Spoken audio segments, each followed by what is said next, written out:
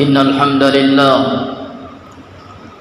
نحمده تعالى ونستعينه ونستغفره ونعوذ بالله من شرور أنفسنا ومن سيئات أعمالنا من يهده الله فلا مضل له ومن يضلل فلا هادي له وأشهد أن لا إله إلا الله وحده لا شريك له وأشهد أن محمدا عبده ورسوله يقول الله سبحانه وتعالى في كتابه الكريم يا أيها الذين آمنوا اتقوا الله حق تقاته ولا تموتن إلا وأنتم مسلمون يا أيها الناس اتقوا ربكم الذي خلقكم من نفس واحدة وخلق منها زوجها وبث منهما رجالا كثيرا ونساء واتقوا الله الذي تساءلون به والأرحام إن الله كان عليكم رقيبا يا أيها الذين آمنوا اتقوا الله وقولوا قولا سديدا يصلح لكم أعمالكم ويغفر لكم ذنوبكم ومن يطع الله ورسوله فقد فاز فوزا عظيما فإن خير الحديث كتاب الله وخير الهدي هدي محمد صلى الله عليه وعلى آله وسلم وشر الأمور محدثاتها وكل محدثة بدعة وكل بدعة ضلالة وكل ضلالة في النار أيها الناس jamaah Jumat yang dimuliakan oleh Allah Subhanahu wa taala, telah datang satu hadis yang sahih dari hadisnya Hakim Ibn Hizam radhiyallahu anhu annahu sa'ala an-nabiy sallallahu alaihi wa ala alihi wasallam fa'atahu. Sesungguhnya Hakim Ibn Hizam radhiyallahu anhu pernah meminta sesuatu kepada Nabi alaihi salatu wassalam, fa'atahu, maka Nabi pun memberikannya. Thumma sa'alahu, kemudian Hakim Ibn Hizam yang kedua kalinya datang lagi dan meminta, fa'atahu, maka Nabi pun memberikannya. Thumma sa'alahu, kemudian yang ketiga kalinya beliau meminta lagi kepada Nabi alaihi salatu wassalam, fa'atahu, maka Nabi pun kembali memberikannya. Tetapi pada kali yang ketiga kalinya Nabi alaihi salatu wassalam memberikan nasihat, pelajaran kepada beliau, dan sekaligus pelajaran ini untuk seluruh umatnya Nabi alaihi salatu wassalam. Beliau mengatakan, ya Hakim, inna hadzal mal khadirun hulwun. Wahai Hakim, sesungguhnya harta ini khadirun, adalah sesuatu yang hijau, sedap dipandang mata, hulwun, lagi manis. Demikian kata Nabi alaihi salatu wassalam, bahwasanya harta ini adalah sesuatu yang menggiurkan, sesuatu yang menyenangkan, maka hendaknya engkau berhati-hati. Naam, inna hadzal mal khadirun hulwun faman akhadahu bisakhawati nafsin burika lahu fi. Siapa yang mengambil dari harta dunia ini bisakhawati nafsin, dengan tanpa ada rasa ambisi dan tamak untuk mendapatkannya, burika lahu fi, maka Allah Subhanahu wa taala akan memberikan keberkahan apa yang dia ambil dari perkara dunia ini, dari harta.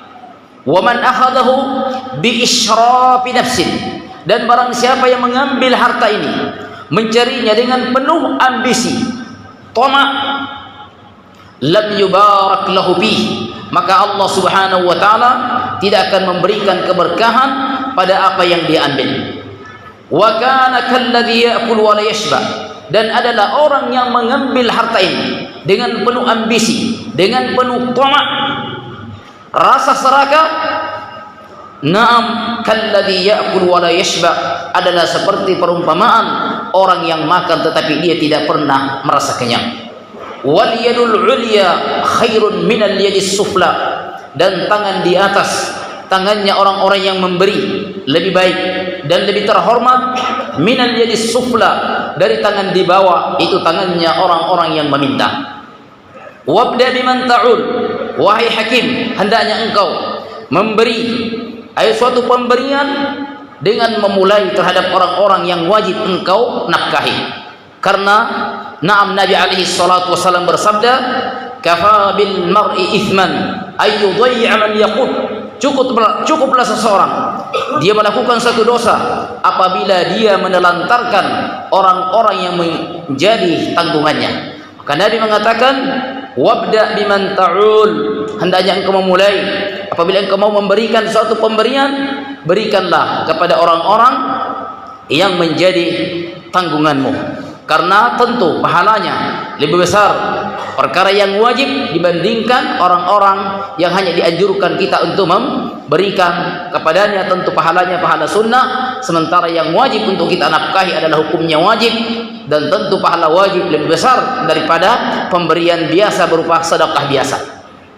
Jemaah Jumat yang dimuliakan oleh Allah Subhanahu wa taala, naam, hadis ini adalah suatu pelajaran bagi kita bahwasanya di dalam Islam bahwa perkara meminta-minta adalah perkara yang tercela. Maka yang ketiga kalinya ketika orang ini datang meminta untuk yang ketiga kalinya, maka Nabi alaihi salatu wasallam pun naam mengingatkan orang tersebut, yaitu Hakim Ibn Hizam radhiyallahu anhu, dan adalah beliau selama hidupnya setelah diberikan nasihat tadi.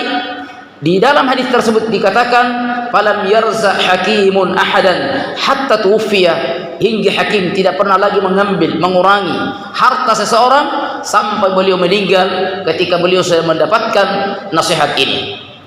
Di hadis yang lain Nabi alaihi salatu wasallam mengatakan, "Naam, wala tazalul mas'alah bi ahadikum hatta yalqallaha wa ma alaihi mus'atu lahmin." Senantiasa seseorang terus meminta dan meminta sampai dia berjumpa dengan Allah Subhanahu wa taala dalam keadaan mukanya tidak memiliki daging. Naam, karena dahulu ketika dia senang meminta dan mengemis kepada orang-orang, padahal bukan perkara yang darurat, masih ada yang dia makan, masih ada yang dia tempati, masih ada yang dia pakai, kemudian dia senang meminta-minta kepada manusia. Nabi mengatakan terus menerus keadaan orang seperti itu sampai dia berjumpa dengan Allah Subhanahu wa taala dalam keadaan mukanya bopeng, tidak memiliki daging. Dan al-jaza'u min jinsil amal, balasan sesuai dengan jenis perbuatan. Karena dahulu ketika di dunia dia berbuka manis meminta-minta kepada orang, padahal dia masih sanggup untuk bekerja, berusaha, kemudian dia senang meminta-minta kepada manusia, maka Allah Subhanahu wa taala membalasnya nanti pada hari kiamat. Dia dibangkitkan dalam keadaan dia tidak punya muka, karena dahulu dia senang naam bermuka manis kepada orang-orang untuk mendapatkan naam apa yang dia inginkan, padahal dia dalam keadaan bukan perkara yang darurat dia meminta. Jemaah Jumat yang dimuliakan oleh Allah Subhanahu wa taala, sesungguhnya Islam ini, dakwah Nabi kita Muhammad sallallahu alaihi wasallam dibangun di atas iffah, bukan dibangun di atas untuk meminta-minta, untuk memberatkan orang-orang di sekitarnya. Nabi alaihi salatu wasallam ketika tiba di Madinah, beliau mengatakan pada saat beliau hendak membangun Masjid Nabawi, nah beliau mengatakan, ya Bani Najjar, thaminuni bihaitukum hada, wahai sekalian orang-orang Bani Najjar, itu para pemilik tanah yang dibangun di atasnya Masjid Nabawi saat itu. Beliau mengatakan, wahai Bani Najjar, pasangkan harga buat tanah kalian. Saya mau membangun masjid yang kita kenal dengan Masjid Nabawi. Maka mereka adalah kaum muslimin, orang-orang yang sudah memahami bahwasanya ini adalah untuk kepentingan akhirat. Maka mereka mengatakan, ya Rasulullah, ma narju thamanahu illa indallah, kami tidak mengharapkan harganya, nilainya kecuali di sisi Allah Subhanahu wa taala. Maka lihat bagaimana kaum muslimin yang memahami tentang perkara agama ini bahwa butuh untuk saling ta'awun. Dari satu sisi Nabi alaihi salatu wassalam tidak memperlihatkan kepada orang-orang dan beliau tidak mau mengambil gratis begitu saja.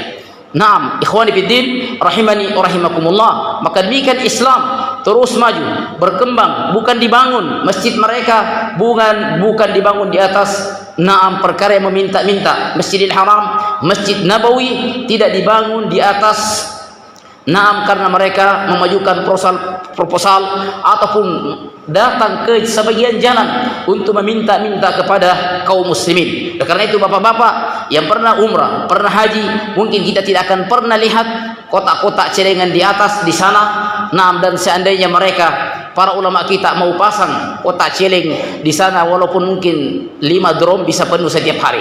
Nah, akan tetapi Islam berjaya dengan tanpa memberatkan orang-orang di sekitarnya. Oleh karena itu ini yang saat ini sudah mulai hilang, mulai pudar di tengah-tengah kaum muslimin. Kadang-kadang sebagian masjid masih mewah, masih bagus, kemudian diruntuhkan lagi, tehelnya diganti, atapnya diganti, semua diganti, akhirnya sia-sia sebahagian sumbangan orang-orang tua kita terdahulu, padahal masih dalam keadaan masih layak untuk dipakai, kemudian dirusak lagi. Kemudian siapa yang dibebankan?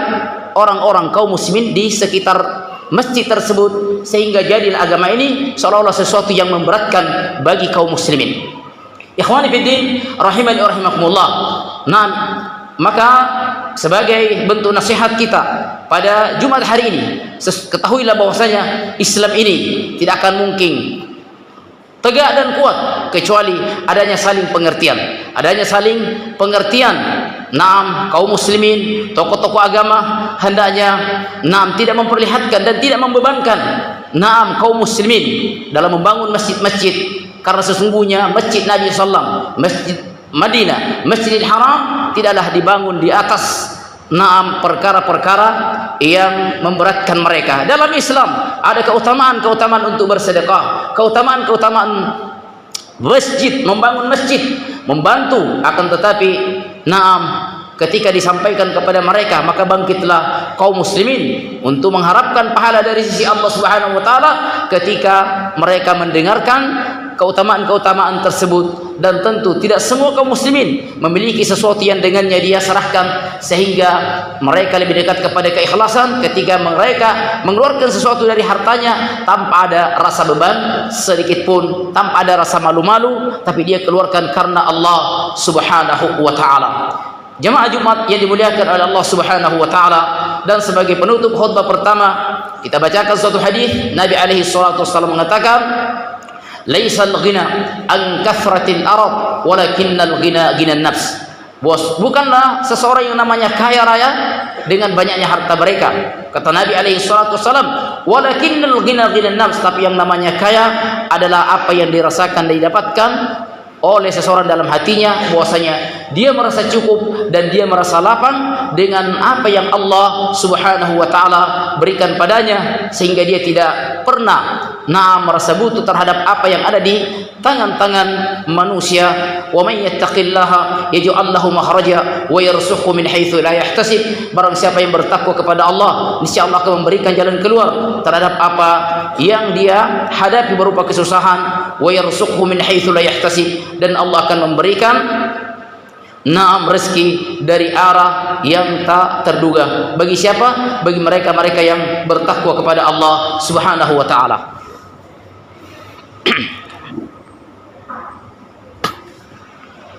Alhamdulillah, wassalatu wassalamu ala Rasulillah wa ala alihi wa sahbihi wasallam.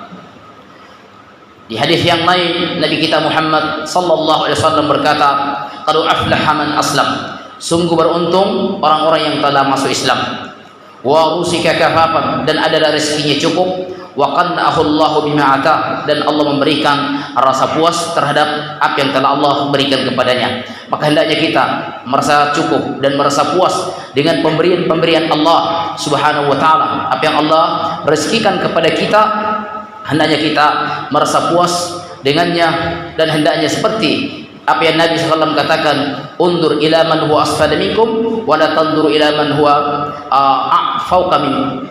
Nah, hendaknya engkau memperhatikan dan melihat orang-orang yang di bawah kalian, dan jangan kalian senantiasa melihat ke atas, karena yang demikian apabila kita melihat terhadap orang-orang yang lebih mungkin lebih tidak punya atau lebih miskin daripada kita, maka itu sangat pantas untuk kita bersyukur kepada Allah Subhanahu wa taala. Tetapi kalau kita terus-menerus ke atas, melihat ke atas dengan orang-orang yang mungkin lebih Allah berikan kemewahan daripada kita, maka ketahuilah boleh jadi kita akan mengentengkan apa yang Allah Subhanahu wa taala berikan kepada kita. Maka mari kita menjaga nikmat ini untuk terus-menerus untuk kita bersyukur dengan pemberian Allah Subhanahu wa taala, karena apabila kita bersyukur, Allah Subhanahu wa taala akan menambahkan nikmat tersebut. Wala in syakartum la azidannakum, kata Allah, apabila kalian bersyukur, aku akan tambahkan nikmat tersebut kepada kalian.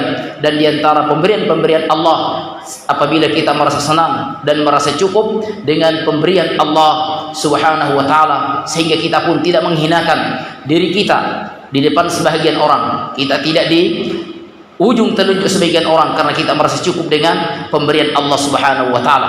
Demikian pula ketika kita merasa cukup dengan pemberian Allah Subhanahu wa taala, kita merasa puas, merasa qanaah dengan apa yang kita miliki, maka kita tidak akan gampang untuk melanggar apa-apa yang diharamkan. Boleh jadi sebagian orang karena dia tidak merasa cukup, tidak merasa puas, dia mau merasa lebih mewah, boleh jadi dia menjual sebahagian kendaraannya dalam keadaan dia pakai dalam keadaan tidak beban, tidak ada cicilan.